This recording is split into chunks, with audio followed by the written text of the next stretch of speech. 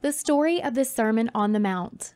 Among the Jews, there was one class of men hated and despised by the people more than any other. That was the publicans. These were the men who took from the people the tax which the Roman rulers had laid upon the land. Many of these publicans were selfish, grasping, and cruel. They robbed the people, taking more than was right. Some of them were honest men, dealing fairly and taking no more for the tax than was needful. But because so many were wicked, all the publicans were hated alike, and they were called sinners by the people. One day, when Jesus was going out of Capernaum to the seaside, followed by a great crowd of people, he passed a publican, or tax gatherer, who was seated at his table taking money from the people who came to pay their taxes. The man was named Matthew, or Levi, for many Jews had two names. Jesus could look into the hearts of men, and he saw that Matthew was one who might help him as one of his disciples. He looked upon Matthew and said, "Follow me." At once, the publican rose up from his table and left it to go with Jesus. All the people wondered as they saw one of the hated publicans among the disciples, with Peter and John and the rest. But Jesus believed that there is good in all kinds of people. Most of the men who followed him were poor fishermen. None of them, so far as we know, was rich. And when he called Matthew, he saw a man with a true and loving heart, whose rising up to follow Jesus just as soon as he was called showed what a brave and faithful friend he would be. The first of the 4 books of Jesus bears Matthew's name. A little while after Jesus called him, Matthew made a great feast for Jesus at his house. And to the feast he invited many publicans, and others whom the Jews called sinners. The Pharisees saw Jesus sitting among these people, and they said with scorn to his disciples, "Why does your master sit at the table with publicans and sinners?" Jesus heard of what these men had said, and he said, "Those that are well do not need a doctor to cure them, but those that are sick do need one. I go to these people because they know that they are sinners and need to be saved. I came not to call those who think themselves to be good, but those who wish to be made better." One evening, Jesus went alone to a mountain not far from Capernaum. A crowd of people and his disciples followed him, but Jesus left them all and went up to the top of the mountain, where he could be alone. There he stayed all night, praying to God, his Father and our Father. In the morning, out of all his followers, he chose 12 men who should walk with him and listen to his words, so that they might be able to teach others in turn. Some of these men he had called before, but now he called them again, and others with them. They were called the 12, or the disciples. And after Jesus went to heaven, they were called the apostles, a word which means those who were sent out, because Jesus sent them out to preach the gospel to the world. Illustration: I came not to call those who think themselves to be good. The names of the 12 disciples, or apostles, were these: Simon Peter and his brother Andrew, James and John, the 2 sons of Zebedee, Philip of Bethsaida, and Nathanael, who was also called Bartholomew, a name which means the son of Tholomew, Thomas, who was also called Didymus, a name which means a twin, and Matthew the publican, or tax gatherer. Another James, the son of Alphaeus, who was called James the Less, to keep his name apart from the first James, the brother of John, and Lebbaeus, who was also called Thaddeus. Lebbaeus was also called Judas, but he was a different man from another Judas, whose name is always given last. The 11th name was another Simon, who was called the Cananean, or Simon Zelotes. And the last name was Judas Iscariot, who was afterward the traitor. We know very little about most of these men, but some of them in later days did a great work. Simon Peter was a leader among them, but most of them were common sort of men, of whom the best we know is that they loved Jesus and followed him to the end. Some died for him, and some served him in distant and dangerous places. Illustration: Then, on the mountain, he preached. Before all the people who had come to hear him, Jesus called these 12 men to stand by his side. Then, on the mountain, he preached to these disciples and to the great company of people. The disciples stood beside him, and the great crowd of people stood in front, while Jesus spoke. What he said on that day is called the Sermon on the Mount. Matthew wrote it down, and you can read it in his Gospel, in the 5th, 6th, and 7th chapters. Jesus began with these words to his disciples: "Blessed are the poor in spirit, for theirs is the kingdom of heaven. Blessed are they that mourn, for they shall be comforted. Blessed are the meek, for they shall inherit the earth. Blessed are they which do hunger and thirst after righteousness, for they shall be filled. Blessed are the merciful, for they shall obtain mercy. Blessed are the pure in heart, for they shall see God. Blessed are the peacemakers, for they shall be called the children of God. Blessed are they which are persecuted for righteousness' sake, for theirs is the kingdom of heaven.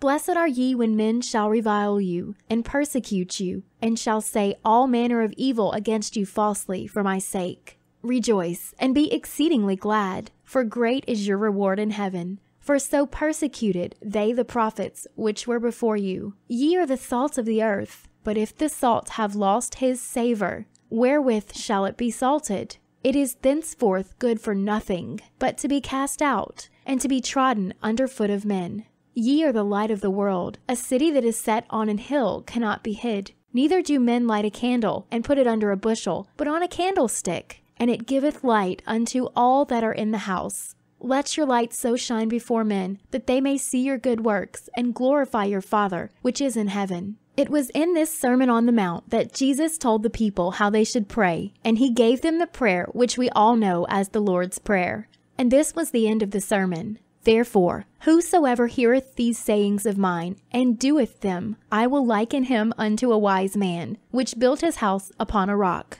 And the rain descended, and the floods came, and the winds blew, and beat upon that house. And it fell not, for it was founded upon a rock. And every one that heareth these sayings of mine, and doeth them not, shall be likened unto a foolish man, who built his house upon the sand. And the rain descended, and the floods came, and the winds blew, and beat upon that house, and it fell, and great was the fall of it. The story of the miracle worker. There was at Capernaum an officer of the Roman army, a man who had under him a company of 100 men. They called him a centurion, a word which means commanding 100. But we shall call him a captain. This man was not a Jew, but was what the Jews called a Gentile, a foreigner, a name which the Jews gave to all people outside their own race. All the world except the Jews themselves were Gentiles. This Roman centurion was a good man, and he loved the Jews, because through them he had heard of God, and he learned how to worship God. Out of his love for the Jews, he had built for them with his own money a synagogue, which may have been the very synagogue in which Jesus taught on the Sabbath days. The centurion had a young servant, a boy whom he loved greatly, and this boy was very sick with the palsy, and near to death. The centurion had heard that Jesus could cure those who were sick, and he asked the chief men of the synagogue, who were called its elders, to go to Jesus and ask him to come and cure his young servant. Illustration: Speak the word, and my servant shall be cured. The elders spoke to Jesus just as he came again to Capernaum after the Sermon on the Mount. They asked Jesus to go with them to the centurion's house, and they said, "He is a worthy man, and it is fitting that you should help him. For, though a Gentile, he loves our people, and he has built for us a synagogue." Then Jesus said, "I will go and heal him." But while he was on his way, and with him were the elders and his disciples, and a great crowd of people who hoped to see the work of healing, the centurion sent some other friends to Jesus with this message: "Lord, do not take the trouble to come to my house, for I am not worthy that one so high as you should come under my roof. And I did not think that I was worthy to go and speak to you. But speak only a word where you are, and my servant shall be made well. For I am also a man under rule, and I have soldiers under me. And I say to one, 'Go,' and he goes, and to another, 'Come,' and he comes, and to my servant, 'Do this,' and he does it. You too have power to speak and to be obeyed. Speak the word, and my servant shall be cured." When Jesus heard this, he wondered at the man's faith. He turned to the people following him and said, "In truth, I say to you, I have not found such faith as this in all Israel." Then he spoke to the friends of the centurion who had brought the word from him. "Go and say to this man, 'As you have believed in me, so shall it be done to you.'" Then those who had been sent went again to the centurion's house, and found that in that very hour his servant had been made perfectly well. And on the day after this, Jesus, with his disciples and many people, went out from Capernaum and turned southward, and came to a village named Nain. Just as Jesus and his disciples came near to the gate of the city, they were met by a company who were carrying out a dead man to be buried. He He was a young man and the only son of his mother, and she was a widow. When the Lord Jesus saw the mother in her grief, he pitied her and said, "Do not weep." He drew near and touched the frame on which they were carrying the body, wrapped round and round with long strips of linen. The bearers looked with wonder on this stranger, and set down the frame with its body, and stood still. Standing beside the body, Jesus said, "Young man, I say to you, rise up." And in a moment, the young man sat up and began to speak. Jesus gave him to his mother, who now saw that her son, who had been dead, was alive again. And Jesus went through all that part of Galilee, working miracles and preaching and teaching in all the villages, telling the people everywhere the good news of the kingdom of God. The children loved to gather around him, and when his disciples would have driven them away, he said, "Suffer the little children to come unto me, and forbid them not, for of such is the kingdom of heaven." Illustration: the children loved to gather around him. One Sabbath day, as Jesus and his disciples were walking in Jerusalem, they met a blind man begging. This man in all his life had never seen, for he had been born blind. The disciples said to Jesus as they were passing him, "Master, whose fault was it that this man was born blind? Was it because he had sinned, or did his parents sin?" For the Jews thought that when any evil came, it was caused by someone's sin. But Jesus said, "This man was born blind, not because of his parents' sin or because of his own, but so that God might show his power in him. We must do God's work while it is day, for the night is coming when no man can work. As long as I am in the world, I am the light of the world." When Jesus had said this, he spat on the ground and mixed up the spittle with earth, making a little lump of clay. This clay Jesus spread on the eyes of the blind man, and then he said to him, "Go wash in the pool of Siloam." The pool of Siloam was a large cistern or reservoir in the southeast of Jerusalem, outside the wall, where the valley of Gihon and the valley of Kedron come together. To go to this pool, the blind man, with 2 great blotches of mud on his face, must walk through the streets of the city, out of the gate, and into the valley. He went and felt his way down the steps into the pool of Siloam. There he washed, and then at once his lifelong blindness passed away, and he could see. When the man came back to the part of the city where he lived, his neighbors could scarcely believe that he was the same man. They said, "Is not this the man who used to sit on the street begging?" "This must be the same man," said some, but others said, "No, it is someone who looks like him." But the man said, "I am the very same man who was blind." "Why? How did this come to pass?" they asked. "How were your eyes opened?" "The man, named Jesus," he answered, "mixed clay and put it on my eyes, and said to me, 'Go to the pool of Siloam and wash.' And I went and washed, and then I could see." "Where is this man?" they asked him. "I do not know," said the man. Some of the Pharisees, the men who made a show of always obeying the law, asked the man how he had been made to see. He said to them, as he had said before, "A man put clay on my eyes, and I washed, and my sight came to me." Some of the Pharisees said, "The man who did this is not a man of God, because he does not keep the Sabbath. He makes clay and puts it on men's eyes, working on the Sabbath day. He is a sinner." Others said, "How can a man who is a sinner do such wonderful works?" And thus the people were divided in what they thought of Jesus. They asked the man who had been blind, "What do you think of this man who has opened your eyes?" "He is a prophet of God," said the man. But the leading Jew would not believe that this man had gained his sight until they had sent for his father and his mother.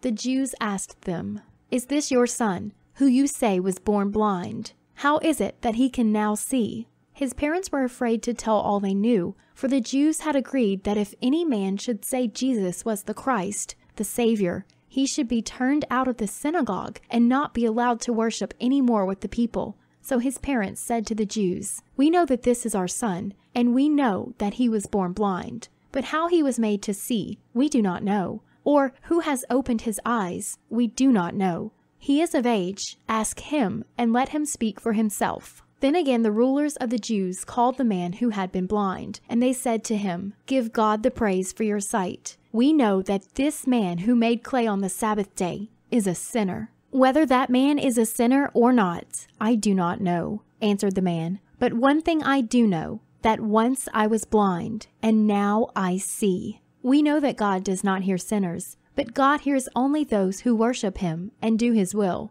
Never before has anyone opened the eyes of a man born blind. If this man were not from God, he could not do such works as these. The rulers of the Jews, these Pharisees, then said to the man, "You were born in sin, and do you try to teach us?" And they turned him out of the synagogue and would not let anyone worship with him. Jesus heard of this, and when Jesus found him, he said to him, "Do you believe on the Son of God?" The man said, "And who is he, Lord, that I may believe on him?" "You have seen him," said Jesus, "and it is he who now talks with you." The man said, "Lord, I believe." And he fell down before Jesus and worshipped him. End of chapter 23. Recording by Sarah Swart.